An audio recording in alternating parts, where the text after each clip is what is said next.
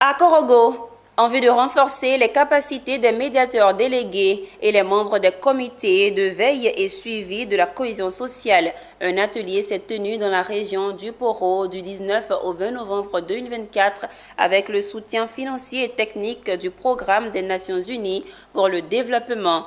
Objectif, renforcer la prévention de l'extrémisme violent dans les régions frontalières afin de consolider la paix et la sécurité dans les zones menacées. Dauda Ouattara.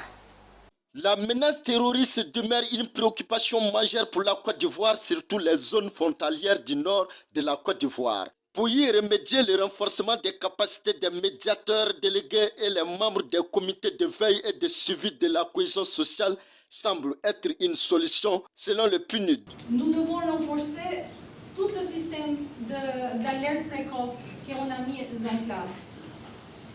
Nous devons travailler ensemble pour renforcer la capacité des comités de veille. Et je suis prêt de faire ça avec monsieur le médiateur. Pour mettre en place un système de suivi pour trouver des solutions adaptées. Les résultats de cet atelier dont les recommandations permettront à chacun de jouer sa partition pour la paix et le développement du pays sont attendus. Lors de la cérémonie d'ouverture, le médiateur de la République de Côte d'Ivoire a rappelé l'importance de cette rencontre pour la consolidation de la paix dans une région exposée à l'extrémisme. La prévention s'est révélée au terme des débats comme la meilleure réponse au terrorisme, à l'extrémisme violent et autres menaces à la paix et à la sécurité.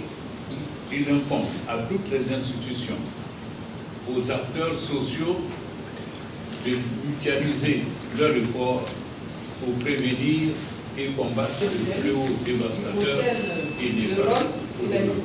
Le médiateur de la République, dont l'une des missions est de renforcer la cohésion sociale, le médiateur de la République entend jouer pleinement sa partition dans cette lutte pour la mise en œuvre de stratégies préventives conformément à ma vision de mener une médiation proactive. Les discussions durant ces 2 jours ont permis de sensibiliser les participants venus de toutes les contrées aux dangers du terrorisme et d'identifier les solutions adaptées aux spécifiques des régions frontalières.